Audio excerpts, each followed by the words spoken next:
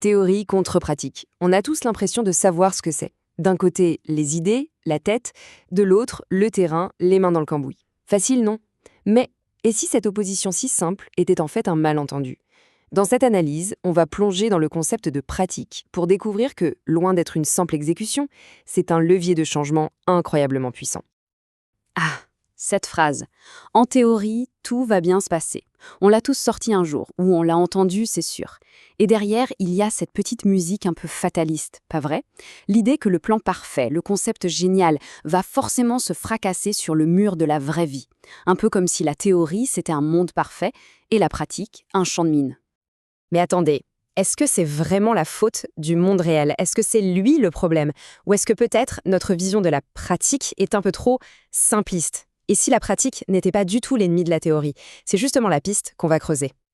Ok, alors pour bien démêler tout ça, on va faire simple. On va revenir à la base. Reprenons les choses dans l'ordre. On va commencer par déconstruire ce grand malentendu en allant chercher le sens premier, le sens originel de ces deux mots, théorie et pratique. Alors pour ça, il faut faire un petit voyage dans le temps chez les Grecs anciens. Pour eux, la théorie, c'est une posture de contemplation. Le but, c'est d'observer le monde, de le décrire, de comprendre comment il fonctionne, point. On ne cherche pas à le changer. Et à l'opposé, on a la praxis, la pratique. Là, on est dans l'action pure. L'objectif, c'est d'intervenir, de modifier la réalité pour obtenir un résultat. Donc pour résumer, l'une regarde, l'autre fait. Mais attention, il y a deux confusions qu'on fait tout le temps et qu'il faut absolument éviter. La première, confondre théorie et idéal. C'est pas la même chose. Un idéal, c'est prescriptif, ça nous dit comment les choses devraient être. La théorie, elle, est descriptive, elle se contente de dire comment les choses sont. Deuxième piège, confondre théorie et droit. Le droit, lui, il est là pour réguler, pour imposer des règles. La théorie, encore une fois, elle ne fait qu'observer et expliquer. C'est une nuance super importante. Bon, maintenant qu'on a posé ses bases, on peut aller un cran plus loin. Parce que la pratique, ce n'est pas juste faire des trucs de façon mécanique. Non, ça peut être une action qui porte son propre sens, en elle-même. Et c'est là qu'un certain Aristote rentre en scène avec son concept de praxis. Une idée géniale. Pour lui, la praxis, c'est une action dont le but est l'action elle-même. Je m'explique. L'objectif n'est pas de fabriquer un objet extérieur, non. Le but, c'est que l'action soit bien menée, qu'elle soit juste, qu'elle soit belle, bref, que ce soit un bien agir. Pour qu'on comprenne bien, Aristote oppose ça à un autre concept, la poiesis. La poiesis, c'est la fabrication. L'exemple est simple, un charpentier qui construit une table. Son but, c'est la table, évidemment, un objet qui existe en dehors de son travail. Une fois que la table est là, c'est fini, mission accomplie. Maintenant, imaginez un homme politique qui fait un discours pour convaincre une assemblée. Son but, ce n'est pas un objet. Son but, c'est l'acte de persuader lui-même. La finalité est totalement inséparable de l'action. Vous voyez la différence? Eh bien ça, c'est la praxis.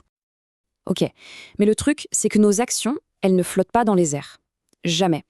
Elles s'inscrivent toujours dans un cadre, un contexte, le monde social. Et ça change absolument tout. Pourquoi? Parce que nos pratiques sont à la fois le produit de la société et en même temps, ce sont elles qui produisent la société. C'est une boucle. Pour piger ce mécanisme, il y a un concept incontournable, celui du sociologue Pierre Bourdieu, l'habitus. Alors, l'habitus, qu'est-ce que c'est?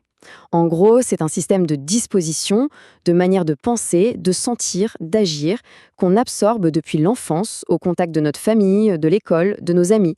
C'est un peu comme si l'ordre social s'imprimait en nous, dans notre corps, dans notre tête, et guidait nos actions sans même qu'on s'en rende compte. Et ça crée un cycle super intéressant à observer. D'un côté, les grandes structures sociales, l'école, l'État, la famille, façonnent notre habitus. Ensuite, cet habitus va générer nos pratiques de tous les jours, nos manières de faire.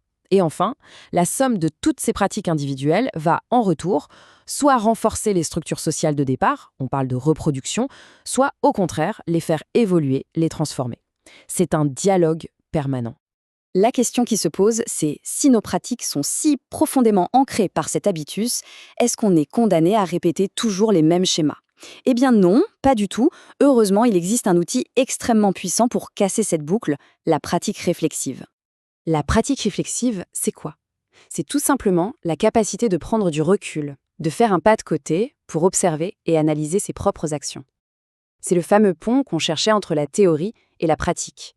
L'idée, ce n'est plus d'appliquer bêtement une recette, mais d'utiliser sa propre réflexion pour comprendre ce qu'on fait, pourquoi on le fait et comment on pourrait le faire mieux. C'est un processus conscient. Et là-dessus, il y a une idée de Donald Schoen qui est vraiment lumineuse. Il explique que cette réflexion, ce n'est pas juste un truc qu'on fait après, à froid, en mode débriefing. Non, le vrai coup de génie, la vraie compétence, c'est de réussir à réfléchir pendant qu'on est en pleine action. C'est cette capacité à analyser la situation et à ajuster le tir en temps réel qui fait toute la différence. Concrètement, ça veut dire quoi? Ça veut dire se poser en permanence un tas de questions. Des questions comme au fond, c'est quoi ma mission là, tout de suite? Est-ce que les stratégies que j'emploie sont vraiment efficaces? Quelles sont les conséquences éthiques de mon action? Sur quel savoir je m'appuie et lequel est-ce que j'ignore? C'est ce dialogue intérieur qui fait passer d'une simple activité à une pratique vraiment intelligente. Ok, récapitulons un peu. On a vu que la pratique, ce n'est pas l'opposé de la théorie. On a vu qu'elle peut être porteuse de son propre sens, qu'elle est profondément sociale et qu'on peut la rendre consciente et réflexive. Maintenant, mettons toutes ces pièces du puzzle ensemble pour voir ce que ça donne à la fin. Ce qu'on comprend au final, c'est que la pratique, c'est infiniment plus que juste exécuter une tâche. C'est une manière d'habiter le monde, de se positionner. C'est à travers nos pratiques, lorsqu'elles sont éclairées par la réflexion, qu'on arrive non seulement à comprendre notre environnement, mais aussi et surtout à se donner les moyens de le changer. Et il y a une phrase très célèbre de Karl Marx qui encapsule cette idée à la perfection. Pour Marx, la praxis, ce n'est plus seulement une affaire individuelle. C'est l'action collective, l'activité humaine dans son ensemble, qui a le pouvoir de transformer la société. Bien sûr, interpréter le monde, avoir les théories, c'est crucial. Mais tout ça ne prend vraiment son sens que lorsque ça débouche sur une pratique concrète qui vise à changer les choses. On arrive à la fin de cette exploration. On est parti d'une opposition toute simple, presque caricaturale, pour aboutir à une vision de la pratique comme un formidable outil de transformation. Du coup, la question n'est plus de savoir si la théorie va marcher dans la vraie vie. La vraie question, la question politique par excellence, c'est plutôt quelle pratique allons-nous collectivement mettre en œuvre pour façonner le monde dans lequel nous voulons vivre.